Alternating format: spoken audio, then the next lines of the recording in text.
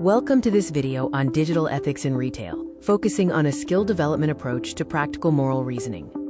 Our methodology emphasizes skill development for practical moral reasoning, not ideological alignment. We'll observe facts, apply normative frameworks, and evaluate real-world consequences. We begin with case evidence of visual disparity. The advertised AI-generated listing for this sweater dress suggests intricate 3D bone structure and realistic textures.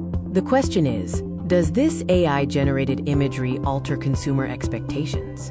However, the actual delivered product shows a low-resolution flat-screen print on synthetic fabric, lacking depth and material quality. The visual disparity is significant. This reinforces the question of altered consumer expectations. Our factual assessment requires observing facts and restraining process. We must describe the images in detail, noting color, light, and textile density, while avoiding speculation about the retailer's intent.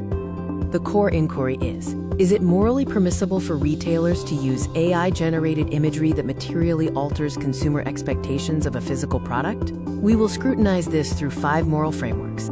Identifying stakeholders is crucial.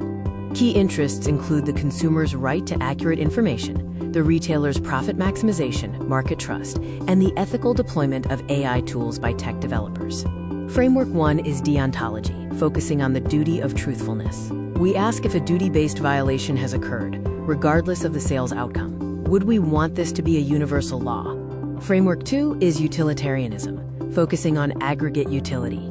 Do the harms of misinformation and consumer trust erosion outweigh the benefits of marketing speed and retailer efficiency? Framework 3 is Virtue Ethics. We evaluate the institutional character. Does the retailer exhibit honesty, or has operational cunning become a core organizational value? Framework 4 is Justice. Using the veil of ignorance, we evaluate the action without knowing our position. Who bears the burden of the risk, and how are social goods distributed? Framework 5 is Libertarianism. We consider informed consent, property rights related to accurate information, and whether this action undermines market legitimacy and voluntary exchange.